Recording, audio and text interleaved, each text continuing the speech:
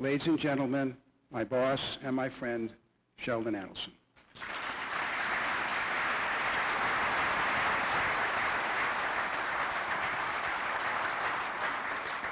Thank you, Mike.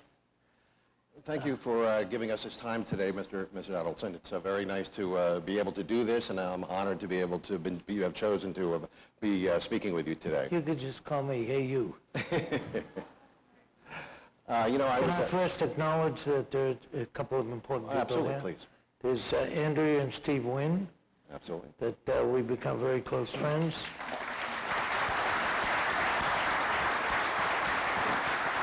My own And boss, most by the way. important, I've become very close friends with another person, my wife. We've been very good friends for 26 years now. And hopefully I expect another 26 years. Absolutely, we hope If so she too. takes me off probation. I noticed yesterday that Steve talked about he shut off his iPhone 6. Yes. Now, I can barely operate my Samsung 4. and prior to that, I couldn't operate whatever I had before. But I did console myself. I bought a new 4-engine, 22-hour range A340-500. So I consoled myself, and maybe I don't have it, but it's used. It's not really new. But I did console myself with that. Thank you. Well, I was honored to be at the interview you did with Artie Nathan at UNLV a few weeks ago, or actually a few months ago in the spring. A few years ago. And you told the story of your life, basically, the rags to riches story, selling newspapers on the corner, developing your many successful businesses, and finally the development of Comdex and your entry into the gaming industry. And I think we all know that story here in this room. We've all been admirers of yours for many years. Well, tell me about it. So I'd really like to start with the gaming part of your resume with our audience today. So if you could just start with telling us what inspired you to get into the gaming industry and the purchase of the Sands. Say that again? If you can tell us what inspired you to get into the gaming industry with your purchase of the Sands in 1988 and the subsequent construction of this facility. Okay. Actually, at that time I was in the trade show business. Right. And I had a vision for creating a show I called Comdex, which was an acronym for Computer Dealers Expo. And it grew exponentially so fast, it quadrupled from the first year to the second year. Because the market for third-party distribution channel was exploding. And I sensed it was happening. And so I needed to find a piece of land because I knew the convention authorities typically, not just Nevada or Las Vegas, but typically they work very slow. They're municipal authorities. So I decided that I would go and buy a piece of land and build my own exhibition center. So that's what I did. I looked for a property. I had to get an adjacent facility on which I could build meeting rooms like what we're in. Sure. So right now we're in a box of meeting rooms that up to here is about 10, and we build 330 meeting rooms. Okay. So I needed a hotel that had enough land to build a 1 million square foot convention center, which at that time turned out to be the largest convention center in the country. Mm-hmm. It was the first and only privately owned built. So I got into the business. So I had to buy the property. I had to get a gaming license and everything that went along with it. So it was more about... Which is what I did. It was more about getting the land for the convention center. It was more about the convention business than gaming at that point. At that point. Okay. And of course... Well, I've sort of reversed myself since then. Of course, that was the first time the doubters came out of the closet. They said, "Oh, the people who doubted you, who have." No, that's not the first time. Well, I'm talking about. It's happened to me dozens of times in my life. In gaming, let's leave it. In anything, Okay. in everything. But that's why my wife still has me on probation. They doubted whether this would work here. They doubted whether your entry into Asia would work. And they've doubted almost every step you've taken along the way. Why do you believe that the people who doubt you were wrong, and how did you prove them wrong? Why were they wrong? Because they guessed against me. Right. That should be clear.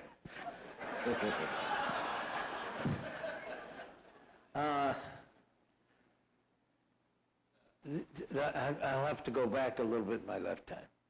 I've been in business for 69 years, since I was 12. And every time, well, after the first dozen or so businesses, I realized that the only way to get ahead was to do things differently than the way it was being done. And then I came to learn, which I finally learned at my ripe young age, that if you do things differently, success will follow you like your shadow. And you can't get rid of it. So that's what I did. So people doubted me because people just didn't do what I would do. It's a matter of finding out what it is that an industry does and identifying the opportunity as to how to do it differently, and then being enough of a risk taker to actually do it differently. So people doubted me because nobody thought of doing it the way that I did, and they were satisfied with the status quo, and I'm never satisfied with the status quo. Well, let's talk about Asia. One of the things that happened in the beginning where the concessionaires were chosen, they all had some plans, but you had plans for a region in Macau called Cotai, which was just a marshland at that point.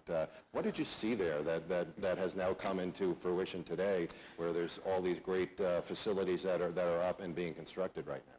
Well, if you looked at Las Vegas, and you had a couple of big helicopters with big slings, and you put it under the strip, and you picked up the entire strip with all of the properties abutting it, and bring it over to Asia, could you succeed? Mm-hmm. And the answer to me was yes. I mean, Steve and Caesars had made a career out of bringing in Asians, mm-hmm. and they did very well at it. So it was clear that the Asian people loved to, as I call it, challenge luck. Mm-hmm.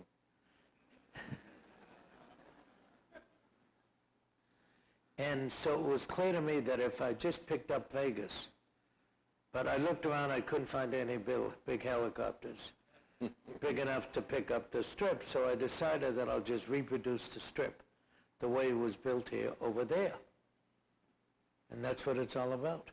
When the government first gave me the piece of land, Macau is comprised of a peninsula, which is part of the mainland, and two very small islands, a very short distance away. The peninsula connected to one, and the one had only a causeway connected to the second. And the rest of the land was all water. It was a bay and a swamp. And I thought it was ideal. It was flat. There were no hills. So I could reproduce what I saw as the strip. Flat, no hills. Mm-hmm.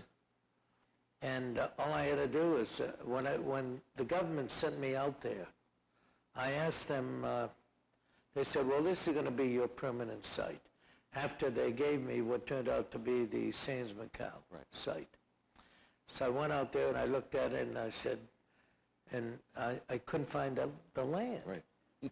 So I went back to the government and I said, I thought for sure I was being exiled, for sure. They didn't want a guy to come out there, and so I couldn't get in the middle of the peninsula where all the casinos were. There were only a couple. There were none in the second island. The first one there were two or three small ones in the first island.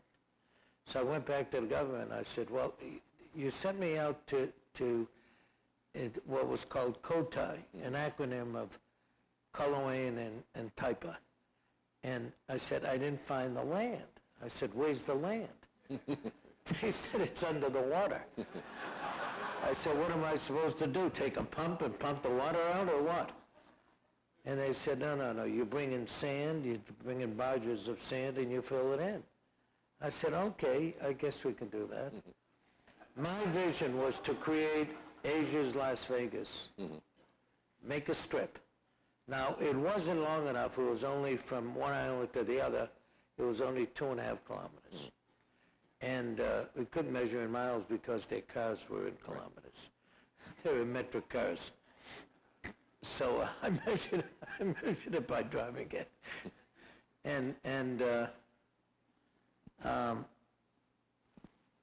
So what I met with an architectural land planning firm, and I laid out what turned out to be, because it wasn't long enough to equal this strip, 20 lots. On this strip, there's about 25 mega resorts. 20 would be enough. And so I laid it out, I gave it to the government. They thought it was great. Of course, everybody thought I would fail.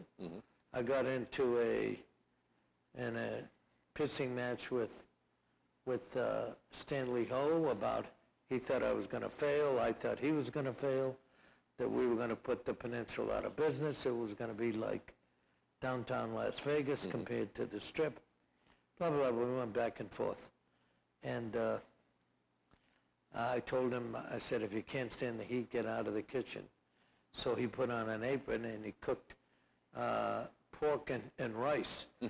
And he gave out pork and rice to all his customers. It was a pretty funny scene. So I started to build.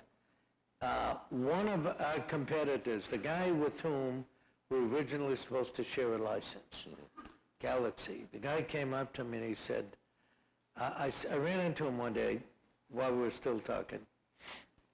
He doesn't want to talk to me anymore. And I said, well, when are you going to start? Because it's a whole long story, but we each got the same amount of land. There was 115 acres that we each got. And I picked the land on the Strip, and he picked the land in back of the Strip, to the west of the Strip. And I said, when are you going to start? I don't see any construction going on. We opened in 07. It must have been 06, I said to him. He said, oh, I'm not going to do that. He said, first of all, I don't think you're going to succeed. But I'm going to wait till you take the risk and see whether or not you do succeed. If by some chance you do, by some luck, you succeed, then I'm going to build. But if you don't succeed, I'm not going to build. I said, okay. So he lost 3 years, 4 years. And then he opened, that was Galaxy. I remember the first time we came to the opening of the hotel there, the Venetian, and his building was halfway up, and he had stopped construction. So he was still waiting then, at that point, for you to succeed. Even after he started. Right. After we opened and he started, he kept on stopping. Right. I'd say all in all, he lost probably about 4 or 5 years. Okay, great. Well, let's talk about Macau today. We've run into a bump in the road revenue-wise, a lot of problems in the VIP junket area. What's happening? A lot of people have different views of that. From your viewpoint, what's happening there now? Well, my view is that everything that I've seen happen in the last 13 years, when I first was exposed to Macau, is cyclical. It comes and it goes. It's like gambling. You start off at a baseline. Sometimes you're up, sometimes you're down. Because sometimes you're up, sometimes you're down. It's cyclical. Everything that happened there, for instance, when they limited the number of times somebody, a Chinese citizen, could go to Macau, first they said you can only go once a month, and once every 2 months, then once every 3 months, but they never announced it. And they never announced that it was over. Right. This time, quite surprising to me, they announced within the last couple of days that they said that they've achieved their goals in this corruption crackdown, and they're gonna let up on it. Okay. Surprised the heck out of me. So you think we're at the end of this difficult period? I think the players that want to stay below the radar, that don't want to show up there, whether they're corrupt or not, they just don't want to. there's a lot of money involved, and they don't want to send a message to the government that they may be corrupt. Okay. They don't want to be seen. Okay, great. So I think it'll take a couple of more months before people feel a little more comfortable, and they'll come and play more. And people are still ignoring, however, that the mass market is growing very strongly in Macau. Well, what irritates me a little bit is how people look only at the short term. Mm-hmm. Where my friend Steve once said, I don't want to be judged on a quarter-to-quarter basis. I mean, this is a long-term investment. And you can't judge. They're getting down to, they're talking about win in MOP per day for last week. Mm-hmm. Pretty soon they're going to talk about MOP win or loss per hour. Right. Then they'll have a reader board up and they'll show how much is win or loss per minute. So this is all ridiculous. You're in business for The long term. for the long term. Right. We've spent 9 or 10 or 11 billion dollars, but who's counting? And in Macau, and we're under construction with another property, and I've asked for permission to do yet another one, non-gaming, without tables. I think that I didn't invest that kind of money just so that I could have the next week or 2 weeks. I invested that money over the long term. I don't think that the cultural practices, the cultural mores of Asian people is going to change. It's been happening for thousands of years, and I don't think it's going to change. And if the shortfall right now is cyclical, it'll come right back. Okay. I can't imagine, even if they didn't make the recent announcement, that it would last another 6 or 8 months. Okay, great. Let's talk about Singapore. The mass market is growing. The Chinese government has spent tens or hundreds of billions of dollars, U.S. equivalent, to build transportation infrastructure. And they're coming through with high-speed trains that are we've gone to the outer reaches of Guangdong province, to the nearer reaches of the adjacent province, and now we're penetrating those provinces with this very high-speed, very costly transportation infrastructure.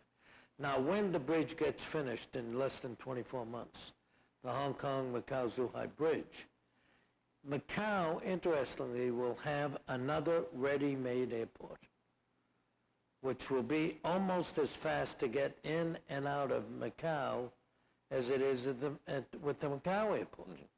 So if you get out of the Hong Kong airport and you turn one way, 20 minutes you're in Macau. If you turn the other way, it's 45 minutes to drive downtown, usually through a little bit of traffic at least, to get to Hong Kong Island. So you're going to ask yourself, do I want to go to Hong Kong Island, or can I just go to Macau and go to my convention, or go and have a good time with leisure tourism and gaming tournament? So we are going to have another airport that services 100 commercial airlines, servicing 180 cities. We're servicing 50 some odd million people in and out for a year. So with that and that additional infrastructure, that air transportation, the ground transportation, the PRC is spending hundreds of billions of dollars on, it's just going to reach further and further into the eastern part of China. And as we do, these people will come, knowing they can't come every Monday and Thursday. They'll come once in 3 months or 6 months or maybe once a year, but they're going to bring a much higher gaming budget with them. So this will feed into the premium mass and into the VIP markets. And of course, the fact analysts still ignore is that Macau has penetrated only about 1% of the Chinese market so far. I think the figure's 2 or a little over 2. But that's if you consider that all of the visitation comes only once a year. Right. Now, we know that's not true. Right, no question. Well, let's talk about Singapore.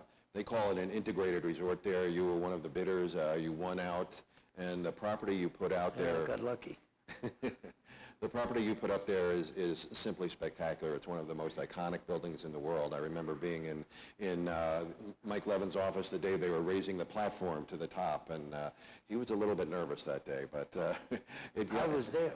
That's right. I was going to sit on it, you know, like in the movie, the guy that sat on the bomb and he rode the bomb all the way. I was going to ride the bridge, the span all the way up to the top. Or maybe when Steve sat on top of his building in the beginning, right? Yeah. I was thinking about that the other day. I had to say, he must have had a hell of a nerve to do that.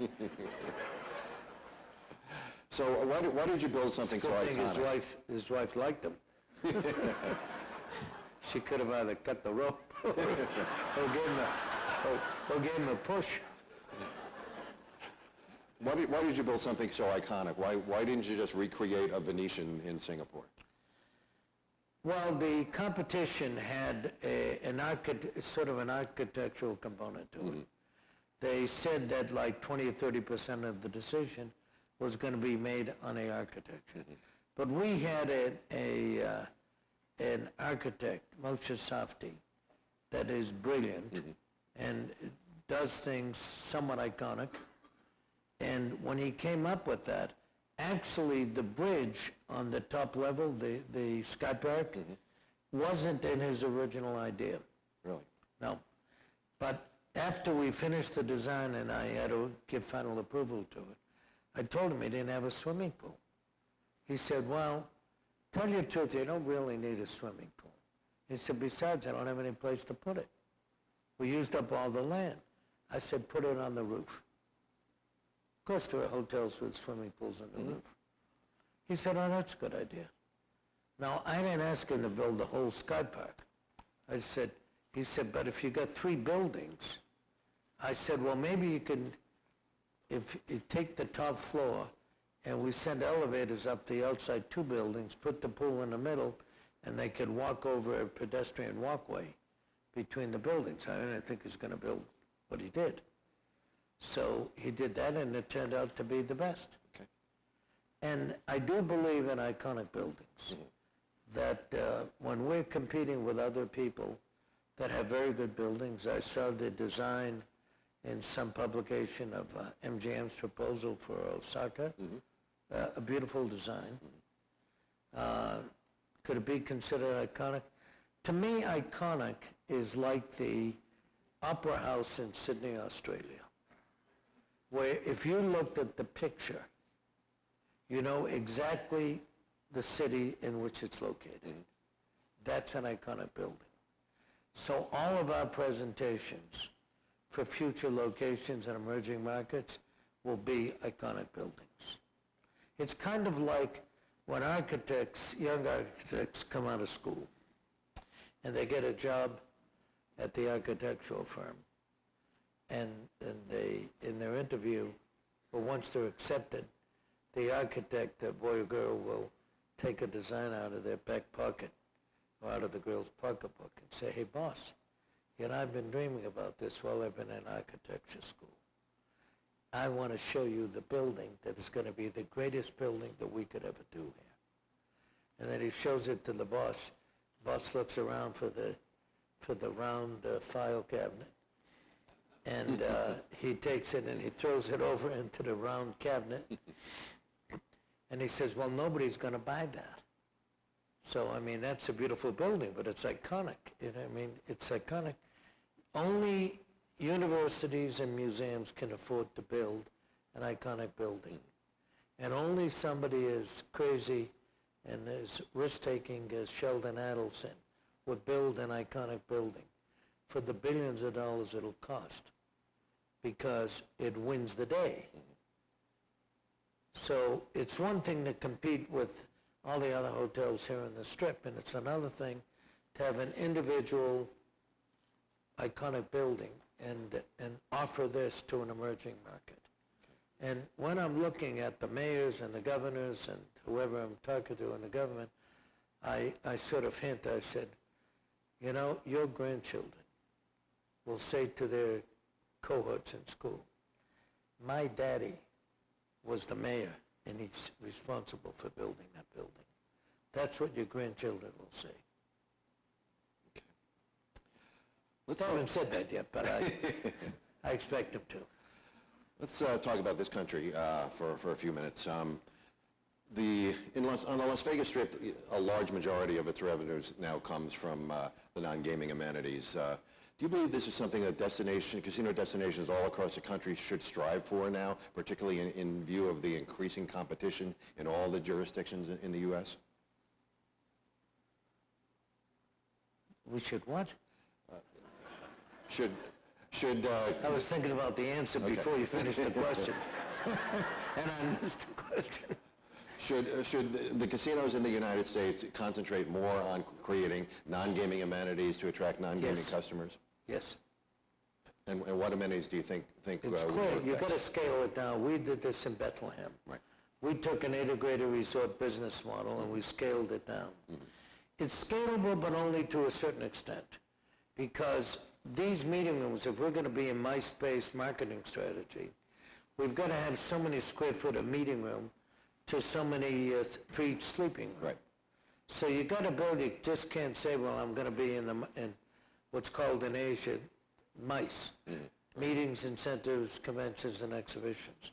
You can't say, well, I'm building a property that's going to specialize in MICE and build 10 meeting rooms.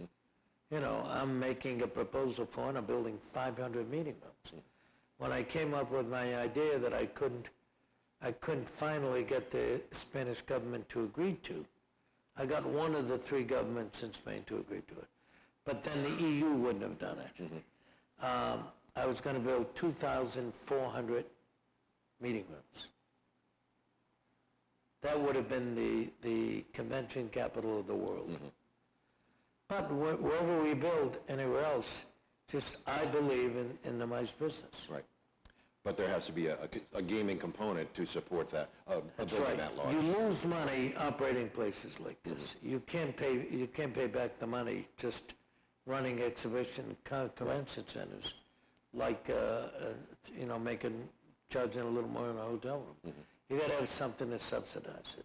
There are various parts of an integrated resort that will lose money, like the museums, like the arenas, like the exhibition centers, like the Congress Center. We call this, that's a European term, Congress Center. Meetings and ballrooms. You can't make money on that, but you need a subsidy to put up enough critical mass to make it to make it what you're trying to make it, MICE focused, or whatever you want to do, entertainment focused. Okay. You declined to bid on a license in Massachusetts, and which some people found a little strange because you're a native of Massachusetts. I still have a home there. Exactly. Do you still think that was the right decision now, especially since it's taken so long to get the process underway, and we're still quite a ways before the first casino will open? Well, I didn't think I could scale down. My business model of an IR, an integrated resort, works best in the middle of a city or on the edge of a city, because we need the other tourism infrastructure to support it. We need restaurants, we need other hotels, we need local transportation, we need national or international airports. There was no downtown location available in Boston at which my MICE-based business model could work. And besides, I saw the possibility of New Hampshire opening up a couple more, Connecticut having a couple, Rhode Island having a couple, Maine having some, 2 or 3, and New York was just, Massachusetts, only 125 miles wide. And I just saw that there was too much. So in order for my business model to work, I had to be downtown. There was no land available downtown to do this. And I thought that if there are already going to be as many as 10 or 12 casinos within 100 miles, my friend Steve does a better job at creating a mystique about establishing a new property. He does a better job than I do. We each have our own specialties. He's got a better specialty of getting the mystique about the property better than I do. I'd take a different approach. So he could do it better than we can. I'd have to scale down my mice-based business model, and I wouldn't have condos to sell in order to get back the money that we're spending on our core assets. So for those combination of reasons, and the fact that we're looking for other larger in-city emerging markets, that we decided against going there. But there's 10 or 12 competitors. So the market, Steve will do much better than all the other properties, because they're just putting up plain casinos. Right. He'll put up more amenities, more of an integrated resort, and he'll do a comprehensive and a good job. What he needs to make money, and what the community wants, for the sole purpose of, to accomplish the reason and the raison d'etre for establishing, quote, casinos in the first place, he'll accomplish. The other guys won't accomplish. Okay. Another market you declined to enter was Atlantic City. Even when you got into the business in 1988, that was the only other gambling market in the country. Why did you not see any opportunities there then or now? Because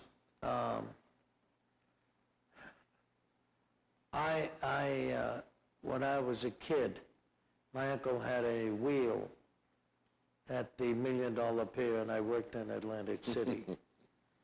And I used to vacation there when I was stationed in New York City in the Army, in which I was located for 2 years. And I just got a feeling that everybody has to come to Atlantic City. There is no existing local market there. Even Steve got out of it many years ago after he just got in it. It was my conviction that one day the abutting states are going to legalize gaming, and it'll suck out all the business that Atlantic City is siphoning from the adjacent states. Okay, which has just proven itself out. Proven itself out. Now, yesterday in northern New Jersey at the Meadowlands racetrack, they had a conference, and they were talking about building a facility in the Meadowlands. A lot of people brought your name up at the time, thinking that you're the only one that can come into the Meadowlands and build something spectacular enough that it would draw people from New York, Pennsylvania, Connecticut, and the whole tri-state region. They did. They did. Oh. Would you be interested in that? Yes. Yes. And you... Do I have to explain that? Well, can you...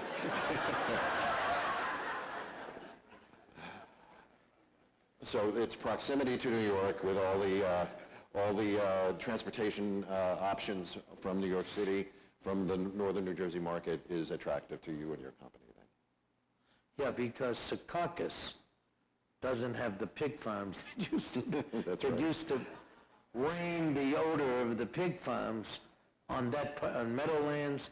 And when I was stationed at Governor's Island in New York City, I could smell Secaucus on Governor's Island. So we don't have that anymore. So Right. it would be a very attractive place to do. Okay.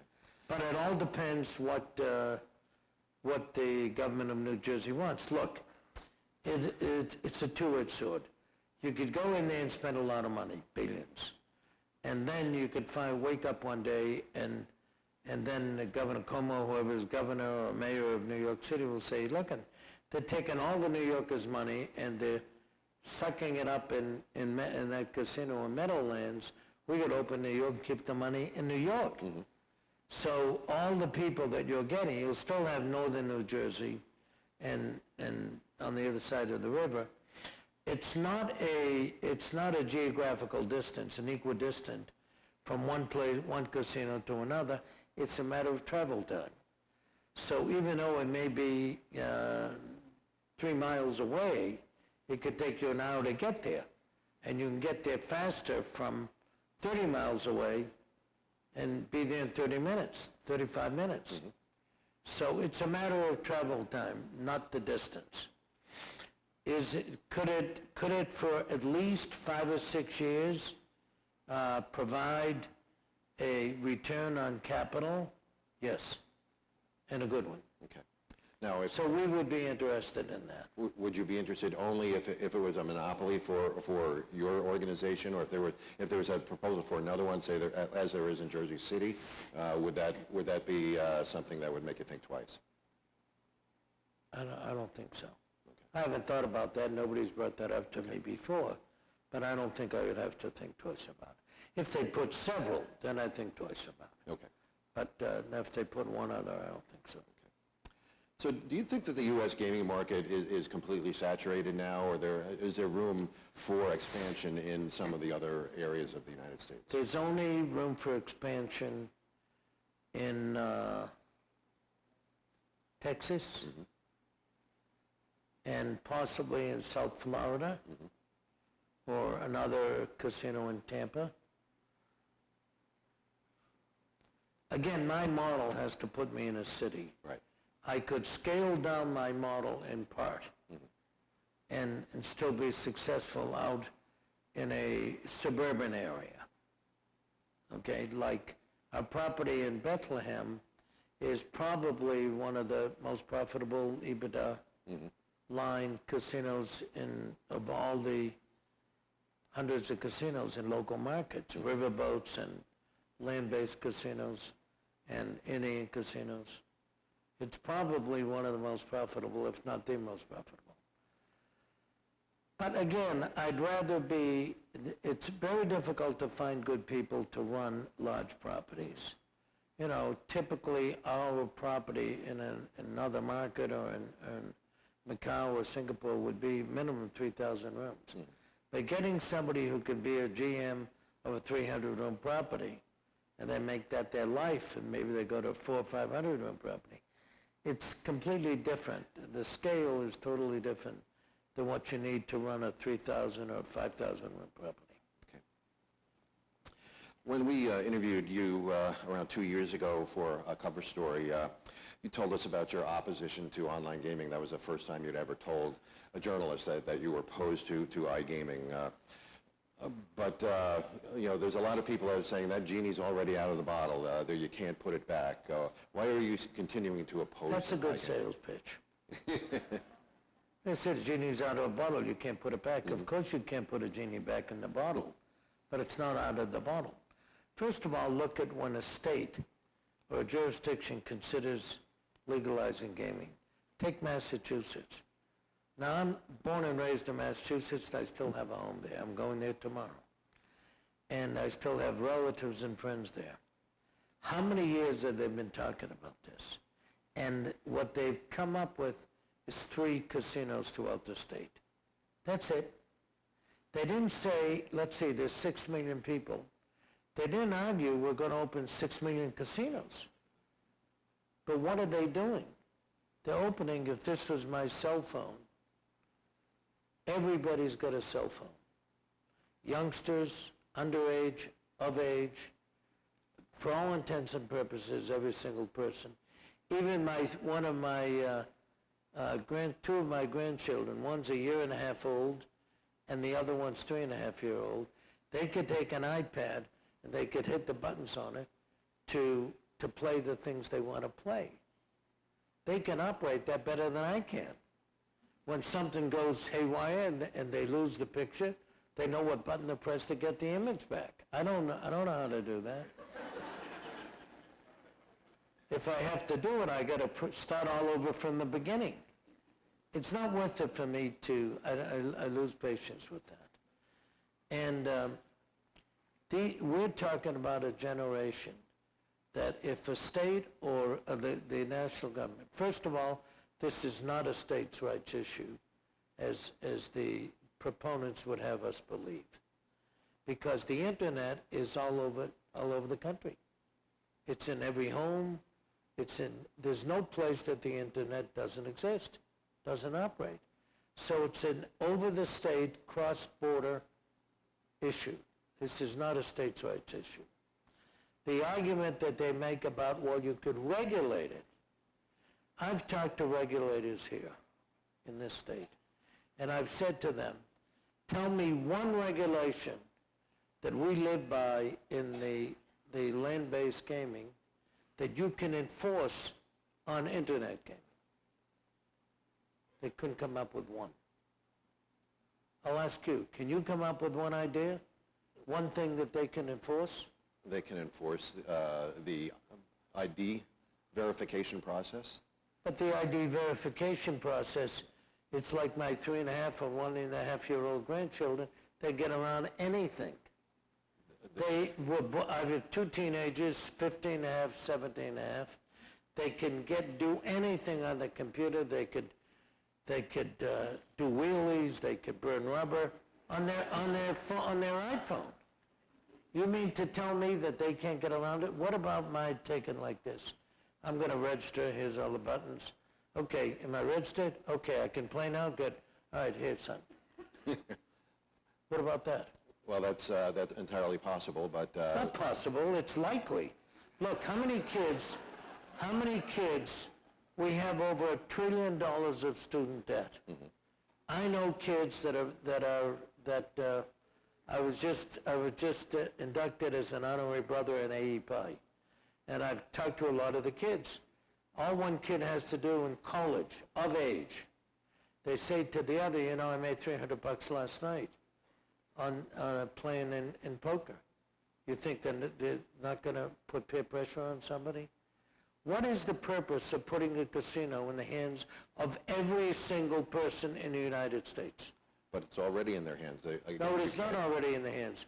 If the federal government would enforce the law, if we can reinstate the Wire Act, and the government will enforce the law, the attorneys general have not enforced the law that they're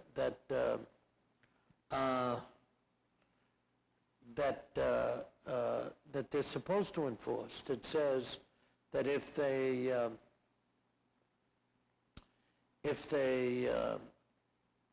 foreign operators operate on the internet, all they have to do is close them down. They did it on a Black Friday several years ago. And by the way, one of the companies they picked up, PokerStars, that I think acquired Full Tilt, both of them were picked up as criminals. Mm-hmm. They settled with the government, and now they're trying to get back into New Jersey. Look, they're essentially lawbreakers. It's the same organization, just a different shareholder. So it's the same people that are doing it. Look, I come from a very poor family. The best you could say about the homes that we lived in that I called the slums is that it was a very crowded tenement. That's what we lived in. My parents were very poor. My father had a 6th grade education in Lithuania and left there at 12 years old. Came to the States. Had no skill, no education. I think he learned the 6th grade in either Lithuanian or whatever language they spoke there. Could have been Russian, could have been Polish, I don't know. And he was poor, but he liked to gamble. He would go to Suffolk Downs with whatever spare money he had. He had to get a job as a cab driver. And he'd like to go gamble. I can't say that my dad was addicted. I don't know, and I couldn't have assessed it at the time, nor can I look back now and say for sure that he was or wasn't. But I knew that he liked to gamble. He would go when he retired. They moved down to Florida. They'd go to the Hialeah or some track in the daytime. In the nighttime, they'd go to either Hialeah or the Dogs. They would, with their friends, they would bet on any number they could find. The treasury numbers, the Irish sweepstakes, any kind of numbers they would find. And they would bet on it daily.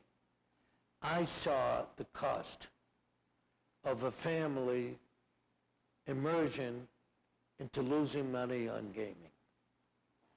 When you're on the internet, you cannot know your customer. You do know your customer. You know your customer better on the internet than you do in person. You can have anybody walk up to the table here in this hotel, and you're not going to card them and find out who they are on the internet. You A have to know who they 12-year-old are. kid, a 14-year-old kid could come up here and play. Just I wouldn't as be in well as they business for can a on the very long internet. time. It would cut my business short. You cannot know your customer on the internet.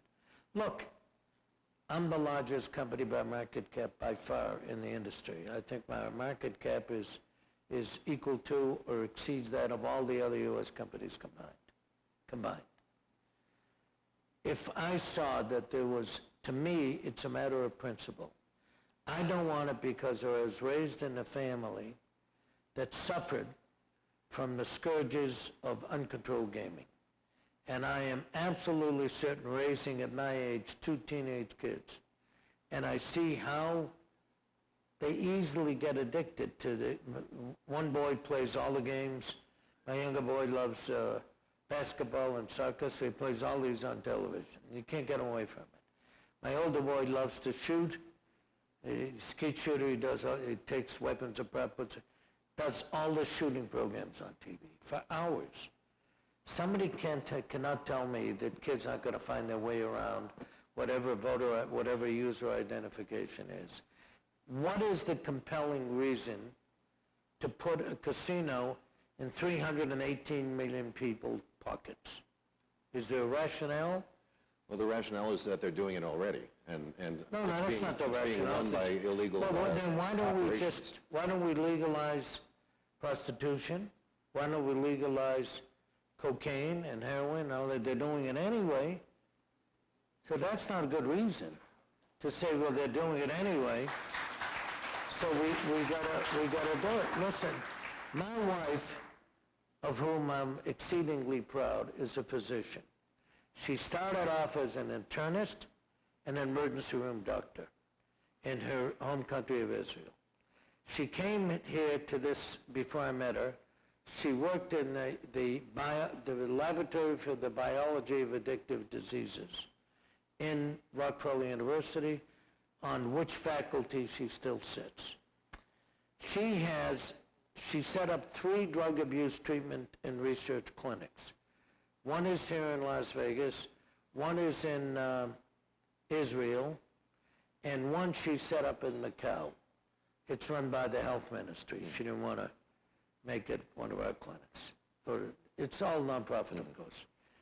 And it's philanthropic. There's not one patient there that didn't start smoking marijuana. I lost a son from my first marriage to a drug overdose because he started with marijuana. To me, these issues of marijuana and internet gaming are principled societal issues. They shouldn't take place. Simply because they're doing it anyway, you want to legalize it? It's ridiculous. You could legalize all the vices that there are. And how can you say, Roger, that you can identify somebody? When I just gave you the example of somebody checking in and then giving the phone to an underage or an of-age kid, whatever, how can you say who's playing? There's no way you could do that.